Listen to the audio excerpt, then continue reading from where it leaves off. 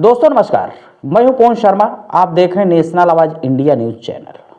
अगर उत्तर प्रदेश की राजधानी लखनऊ में रहते हैं तो आपको डरना लाजमी है। डरना इसलिए लाजमी है, अगर आप कोई संस्थान चलाते हैं तो कोई भी आकर के आपकी संस्थान की इस तरह से इंक्वायरी कर सकता है जैसे कोई वो सीबीआई का आदमी हो, क्राइम ब्रांच का आदमी हो, यहाँ तक कि राक आदमी हो सकता है। अब सवाल ये भी आप कर सकते हैं कि आखिर मैं ऐसा क्यों कह रहा हूँ। उत्तर प्रदेश की राजधानी लखनऊ में कुछ इन दिनों तथाकथित लोगों का एक टीम चल रहा है जो पुलिस का डर दिखा करके किसी संस्थान में प्रवेश करता है और वहाँ के एक एक चीज की इन्वेस्टिगेशन करता है। मेरे साइड में जो वीडियो चल रहा है इसमें देखिए कि कुछ लोग किस तरह से एक संस्थान में हावी होते हैं, प्रवेश करते हैं और वहाँ पर जो अलमारी है, टेबल है और वहाँ पर जो सोफे पड़ा हुआ उसके एक एक सामान को उठा करके चेक कर रहे हैं। पहले तो ये लगता है कि लोग क्राइम ब्रांच के आदमी होंगे, फिर ये लगता है कि इन्फोर्समेंट डायरेक्टरेट के आदमी होंगे, फिर लगता है कि ये सीबीआई के आदमी हो सकते हैं। इनके साथ में 2-3 लोगों की टीम होती है, एक महिला होती है। लास्ट में वीडियो में देखेंगे जो महिला है उनका नाम रूबी अवस्थी है। उनके हाथ में एक न्यूज चैनल की आईडी दिखाई देती है। जो ही न्यूज चैनल की आईडी देखते हैं तो पता चलता है कि हाँ, हो सकता है किसी न्यूज चैनल की एंकर हो सकती हैं। मालूम किया गया तो इनके न्यूज चैनल का नाम निकल करके आया। आपको मैं कमेंट में जरूर बताऊंगा। पूरा मामला हम आपको ये बताना चाहते हैं कि अगर इस तरह से किसी भी व्यक्ति को कहीं भी संदिग्ध चीजें दिखाई देती हैं तो सवाल है, क्या वो पुलिस का डर दिखा करके कानून उनको इन्वेस्टिगेशन की इजाजत देता है, किसी घर में प्रवेश करने की इजाजत देता है? फिर तो भारत के संवैधानिक दायरे के अंतर्गत चलने वाली सीबीसीआईडी, सीबीआई, एसटीएफ, रा को बंद कर देना चाहिए। सारा काम पत्रकारों को दे देना चाहिए जो इस तरह के पत्रकार है जिनको पत्रकारिता की ABCD नहीं मालूम है। ये तो पत्रकारिता को बदनाम करने वाली बात होती है। खैर, ये मामला पुलिस के पास है, लखनऊ पुलिस के पास है, गोमती नगर पुलिस के पास है, डीसीपी के पास है। अब सवाल ये बनता है कि अगर ये महिला जो इन्वेस्टिगेशन यानी सीबीआई की इंक्वायरी की तरह जिस तरह से प्रवेश करती है, अगर इनकी बात में सच्चाई है तो उस पर भी जांच होनी चाहिए। अगर जिस संस्थान में कांड किया गया, जिस संस्थान में ये जिस तरह से प्रवेश किया गया है, तो इससे साबित होता कि इनके पीछे की मंशा कोई साफ नहीं है। धन उगाही ही सिर्फ एक मंशा हो सकती जो स्पष्ट रूप से वीडियो में दिखाई दे रही। देखिए किस तरह से पीला व्यक्ति अपने हाथ में मोबाइल ले करके, ऐसा लग रहा है कि ये बहुत बड़ा डायरेक्टर है और बहुत बड़ी छानबीन कर रहा है। अगर छानबीन कर रहा है तो इसके हाथ के ग्लव्स कहाँ हैं? सवाल ये भी बनता है कि अपने हाथों में ग्लव्स क्यों नहीं पहना? अगर ये इन्वेस्टिगेशन किसी खुफिया टीम का आदमी है, अगर खोजी पत्रकारिता का आदमी है, तो उसको अपने हाथों में ग्लव्स पहनना चाहिए, सीक्रेट कैमरे रखने चाहिए। लेकिन वीडियो में ऐसा नहीं दिखाई दे रहा है। सिर्फ संस्थान के कर्मचारियों को दो अर्थी बातों के साथ धमकाने की बात हो रही है इसमें। अब संस्थान के किसी भी कर्मचारियों को दो अर्थी बातों में अगर धमकाया जाएगा तो किसी भी शब्द के 2 मायने निकाले जाते हैं। जैसे एक एग्जाम्पल आपको हम देना चाहते हैं, जैसे कहा आपका सारा काम कर दिया जाएगा, तो सवाल है अगर कोई मिस्त्री कहता है आपका सारा काम कर दिया जाए, कि इसका मतलब क्या हो सकता है? कोई व्यक्ति कहता है आपके हम सारे काम निपटा देंगे, तो इसके 2 अर्थी वो शब्द हो सकते हैं। सारे काम निपटाने का मतलब हो सकता है आपकी जान लेना चाह रहा हो। सारे काम निपटाने का मतलब जिस कार्य के लिए वो गया उस काम को हम पूरा कर दें। आखिर इसको डिटेक्ट कौन करेगा? कोई शब्द किन अर्थों में, किन सिचुएशन में बोला गया, उसको डिफाइन व्यक्ति कैसे कर पाएगा? क्या कोई पत्रकार इस तरह के शब्दों को डिफाइन कर पाएगा? तो शायद उत्तर होगा कि हम डिफाइन नहीं कर सकते। तो सवाल है, अगर किसी संस्थान में कुछ गलत हो रहा है तो सबसे पहले क्या पुलिस को सूचना दी गई? सवाल यह भी बनता है, क्या पुलिस को तहरीर दी गई? सवाल यह भी बनता है, क्या संस्थान और उसके लिए टीम गठित की गई? अगर कोई व्यक्ति किसी संस्थान से जुड़ा हुआ है, वो दूसरे संस्थान में जांच करने के लिए जाता है, तो क्या उसने एक इन्वेस्टिगेशन टीम बनाई? क्या उसके पास उसका पत्रांक और दिनांक उपलब्ध है?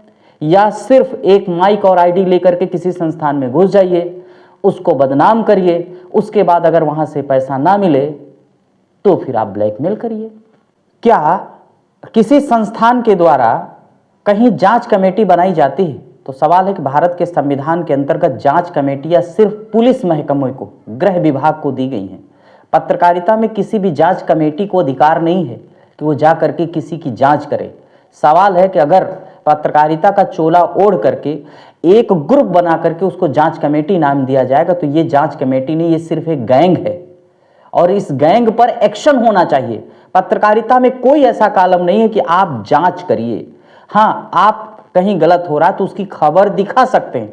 अगर संस्थान के अंदर गलत हो रहा है तो वहां पर जा करके आप वहां के वीडियो ला सकते हैं और पुलिस को दे सकते हैं, खुफिया विभाग को दे सकते हैं, लोकल पुलिस को दे सकते हैं, इंटेलिजेंस को दे सकते हैं। ये एक उसका दायरा होता है। लेकिन जिस तरह से यहां पर चल रहा है, जो इन्वेस्टिगेशन के नाम पर ब्लैकमेलिंग चल रही, इसका सीधा सा मकसद है धन उगाही ही इसकी एक वजह हो सकती है। खैर, अगर आपने एक संस्थान में इस तरह का छापा मारा तो क्या आपने किसी शिक्षा के संस्थान में छापा मारा? क्या किसी हॉस्पिटल के संस्थान में छापा मारा? क्या अभी सोशल चलने वाली घटनाओं पर कभी आपने कार्रवाई की?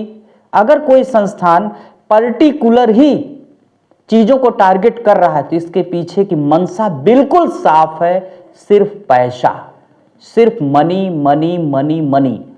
अगर कोई भी व्यक्ति एक न्यूज चैनल चलाता तो उसको हर तरह की खबरों को इंपॉर्टेंस देना पड़ेगा।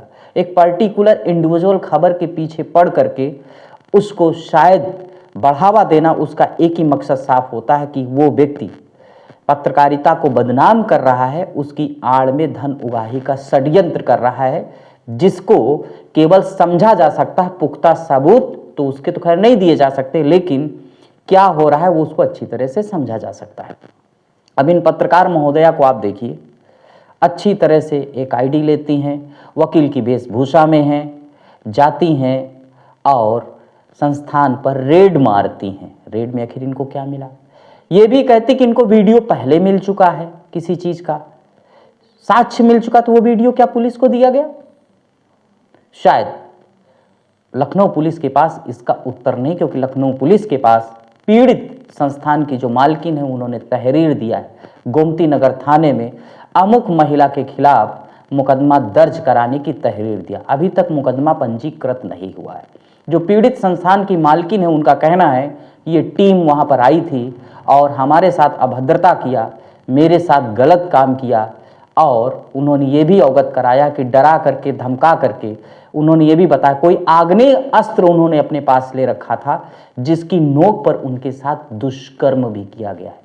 आगे के वीडियो में क्या है, आप स्वयं जो पीड़ित संस्थान की मालकिन है उनके वीडियो को आप सुनेंगे, उन्होंने क्या विस्तार से बताया है, कितना पैसा उनके संस्थान से चोरी किया गया, कौन कौन सी चीज चोरी की गई, किस तरह से उन पर एक गैंगस्टर कार्रवाई की गई, यानी गैंग बना करके हमला किया गया। ये तो एक चिंता का विषय है। मैं उत्तर प्रदेश की पुलिस से कहना चाहता हूं, खास करके राजधानी पुलिस से कहना चाहता हूं, कमिश्नर साहब से कहना चाहता हूं, अगर किसी संस्थान में गलत हो रहा है तो क्या इस तरह से लोग गैंग बना करके वहां पर घुस सकते हैं? अगर नहीं तो उन पर भी कार्रवाई होनी चाहिए। अगर वहां कुछ गलत हो रहा है तो उस पर भी कार्रवाई होनी चाहिए। सवाल है कि पत्रकारिता के आड़ पर किसी को बदनाम करने की, पत्रकारिता के क्षेत्र को बदनाम करने की जो साजिश चल रही है गैंगस्टरों के द्वारा, इस पर रोक लगनी चाहिए ताकि एक साफ सुथरे पत्रकारों की छवि बरकरार रहे और पुलिस, पत्रकारों और जनता के बीच का तालमेल बना रहे, सही खबरें जनता के बीच जाएं और जनता में भय का माहौल ना हो। कोई संस्थान मालिक जब संस्थान चलाए तो उसके अंदर किसी भी प्रकार का भय ना हो।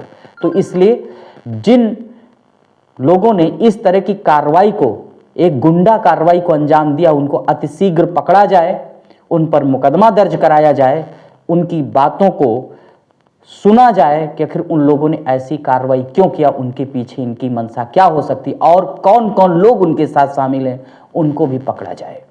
उस पर ठोस से ठोस कार्रवाई होनी चाहिए। मैं एक पत्रकार होने के नाते मैं ये जानना चाहता हूं, क्या पत्रकारिता को इस तरह से ही बदनाम करते रहेंगे लोग?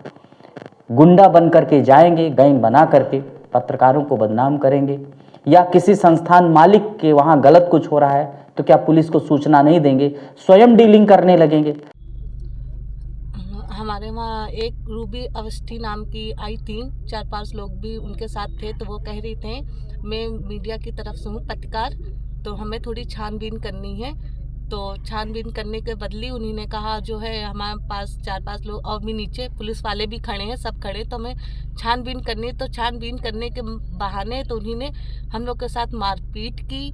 मारपीट करने के बाद फिर उन्हीं ने उनके साथ जो लड़के थे उनके साथ उनसे कह के हम लोग का यानी हमारा रेप करवाया। उन्हीं ने 4-5 लोग ने मिलके रेप करवाने के बाद फिर उन्हीं ने वीडियो हमारी पूरी बगैर कपड़ों की बनानी। बगैर कपड़ों की वीडियो बनाने के बाद उन्हीं ने कहा अगर आप कुछ भी करेंगी तो मेरे आपकी वीडियो बगैर कपड़ों की हमारे पास है।